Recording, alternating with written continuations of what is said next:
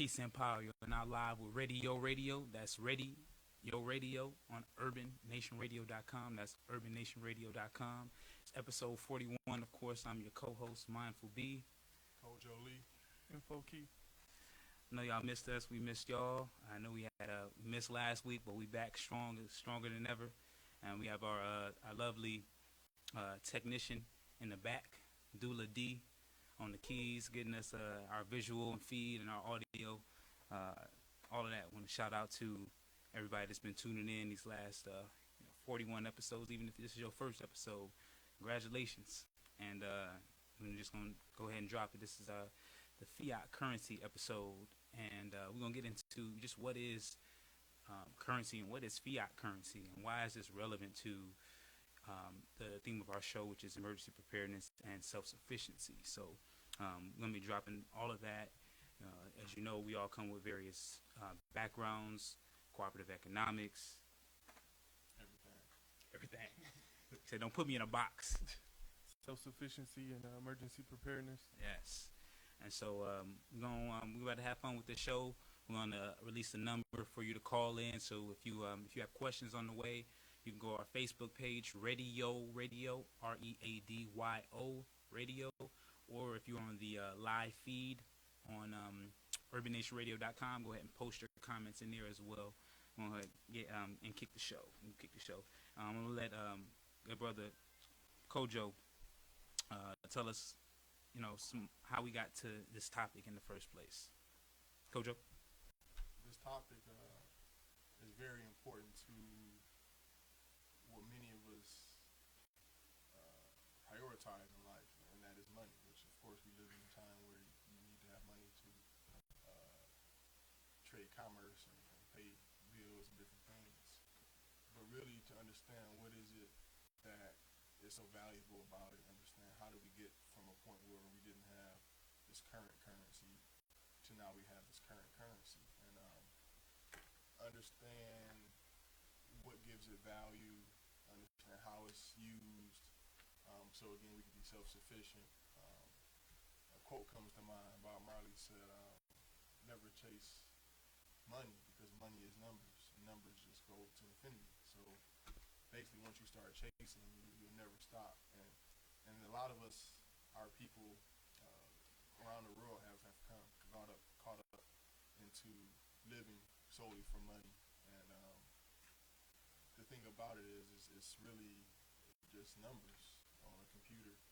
So to me, this is, on some level, this one is a really more a deep mental aspect, but we also going to give some tips to what to do when money folds, because one thing about fiat currency is that it always fails. There's never been a fiat currency that did not fail, because by design it has to fail. And so we see... Hold up.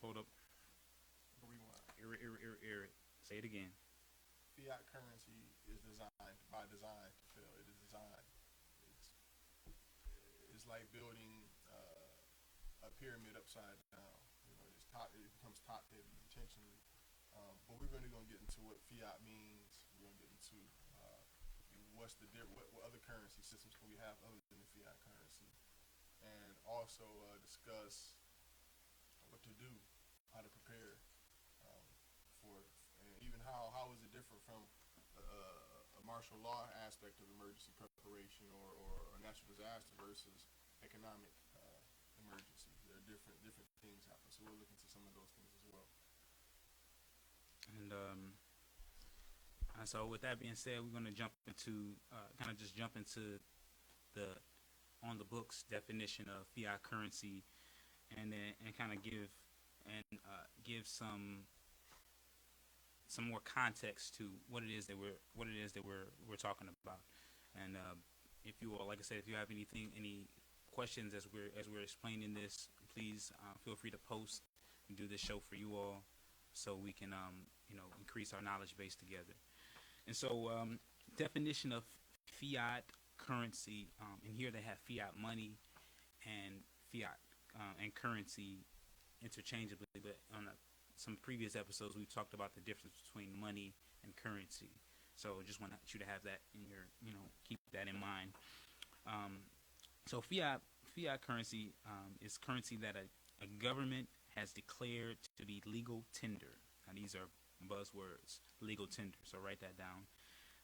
A government has declared to be legal tender, but is not backed by a physical commodity. The value of fiat money is derived from the relationship between supply and demand rather than the value of the material that the money is made of. Anybody have any thoughts on that before I elaborate? Thank you, Info Keith. I appreciate that. Compliments. This guy, it's the guy's Info Keith. And so what comes to mind when I see this, I'll read it again. A government, fiat money is currency that a government has declared to be legal tender, but is not backed by a physical commodity. That value, the value of fiat money is derived from the relationship between supply and demand, rather than the value of material that the money is made of. And so, try to break these things down into digestible pieces. Legal tender is the first piece, and we want to dig into this a little later when we do our go around. Legal tender talks about something that is created and deemed by law to be recognized. This is something that without a government saying it's valuable has no value, and it's not backed by anything. It's not backed by anything physical. And when we go back to history, we know that the currencies that have been used in the past actually were applicable to practical use in day-to-day life, like rice. Like why is rice something that's valuable? Because there are famines that go on, that happen. You live in a desert, or you live in a place that food is scarce. Rice literally is money. Food literally is currency. And give you another example. So many things have been used in the history of various types of currencies, whether it was food, whether it was silver, gold, copper, and these things had value because you could actually use these things if you had the skills to melt them in to actually make things that you could use for your day-to-day life.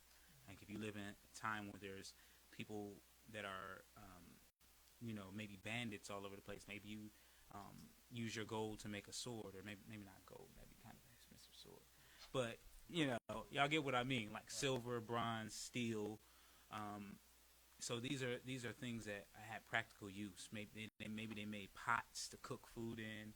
Various maybe you traded it for something else, maybe to build a house or something along those lines. So go ahead. Just to give you a comparison, in history, 99.2% of all currency was useful. So that just goes to show you how volatile fiat currency is, and that, like we said, it's not backed by anything but faith. Just because the government says that it's valuable, it becomes valuable. So you said you just press the button, faith, and a lot of times modern day religions talk about blind faith, and then we look at the fiat currency that we currently use in the United States, and that is pushed off on the rest of the world, the U.S. dollar.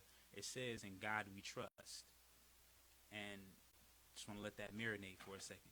We got blind faith in something that isn't backed by anything but us using it, a commitment of a group of people to use a thing, and we have something on the piece of paper that says, "In God we trust." And then they say not to mix church and state. These people. And so this may seem like kind of like not connected, but it'll make more sense as more of the pieces get put together. And so just think of a world where things that you actually accumulated were actually useful to you, actually helped you, help the economics of your life, help you manage your home. Like in practice, it's not like I have to use this to get something else. This is what I need. Like you got paid in food, or you got paid in by having a place to stay, or something along those lines, something tangible, something. And we still have coins, which is actual currency, because it can actually be melted down into something. You get somebody that's a tinkerer or something, you give them a couple silver dollars, and they'll, make anything from colloidal silver to pieces that go into watches and electronics and all kinds of things. So it's if you picture the dollar as a bubble that's just floating, and we're the ones keeping it up. If we don't cling on to it, it'll fly away. Whereas the minerals that we used to use and rice and things, those are things that will be there. They will be there. They're in the ground. They're all over the place. They come naturally. And even there's been parts of Africa, and to this day, why the cowrie shell is such a symbol of Africa, because it may not have, I guess you can say, an intrinsic value if you can eat it or do something with it, but the fact that the people had to go and collect it, it showed you worked hard. You had to go into the earth and bring it work. And it's not just, well, I'm going to put another zero and now I have more. I'm just going to convince people that I have something and I don't have it. So I say that to say, even when it wasn't a usable object in the traditional sense of value, it will still reflect your ability to work, or your desire to go and acquire and do actual real work to obtain something. And one thing that when I first think about, again, what is fiat currency, and also some of what does it kind of do to our mental state, is it devalues, or it limits what we understand value is. So even from that, getting away from just money, now I'm trying to figure out what's important to me in general. You know what I mean? I'm trying to figure out. My neighbor is beating on his wife, and this has happened over there, and my money's not worth. So over time, I start seeing value anywhere. I don't see value anywhere, and so the fact that our system is founded on this valueless thing, to me, allows many other valueless things to easily creep into our society and our way of living. And I think it's important to understand what we give value to. I mean, I'm not ever going to sit here and tell you that we should not work to obtain an economic stronghold of our money. Us as black people, us as a nation, anybody who wants to get control again, you have to control your money. What I am saying is, if you do it for the sake of becoming wealthy or being rich, if that's your primary goal, then there's nothing behind that, because what you're after is really nothing. It's just the illusion of power. You're buying into this concept that things should be worth nothing, but pretend to be worth something. Just like fast food, for example. It allows you to. That's the idea behind what you promote, and it's all interrelated. Yeah, it was just to veg you back off what you said. Veg you back. If you look in history, it was at one point they used tulips as currency, and then it had got such, so hyperinflated that they became worthless. So just doing the research for this particular show, that was one of the most absurd things that I thought of, or that I found that people use as currency, was tulips. Like they were so valuable, and then overnight they became valueless. So that's what we can take away from putting our faith into things that don't have any real intrinsic value.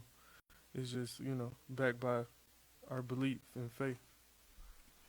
And so one of the things that I really want the viewers and listeners to get out of this segment is that what we're talking about is the more the older civilizations, ancient civilizations, and even not so long ago, their currency was practical, and it was something that was used tied to a basic need. There wasn't this. It was use. There was use. There was utility out of what was passed along. If you think about money, and have all of this money, but you still have to trade it in for something else that you want, rather versus being able to know what you actually need and be able to do that. And so I wanted to read kind of summarize a portion from this website called US USA vs US, and that's USA versus US. US vs US .info. It's a wealth of knowledge on there, and they talk about lawful money and legal tender. And one of the things that we didn't say previously is that legal tender is debt. It's for payment of debts, and so we switched from a asset based system of commerce and currency to a debt based, and that was intentional, and it also has many spiritual applications, shifting our mindsets from abundance to lack, and now we have to be greedy and not live in our abundance. And so it says here, legal tender, Federal Reserve notes, and all of these are like buzzwords. I encourage everybody to do their own research. There's only so much we can cover in this show, but just I'm gonna put some pins in some of these buzzwords. Federal Reserve notes, bonds, other notes, evidence of debt, tokens, clad coinage have no inherent asset value, a unit of debt in a cashless society, electronic banking. So these are some of the examples. And goes on to say, some people think that the Federal Reserve banks are U.S. government institutions. They are not government institutions. They are private credit monopolies which prey upon the people of the U.S. for the benefit of themselves and their foreign and domestic swindlers and rich and predatory moneylenders. Chairman Louis T. McFadden, House Banking and Currency Committee.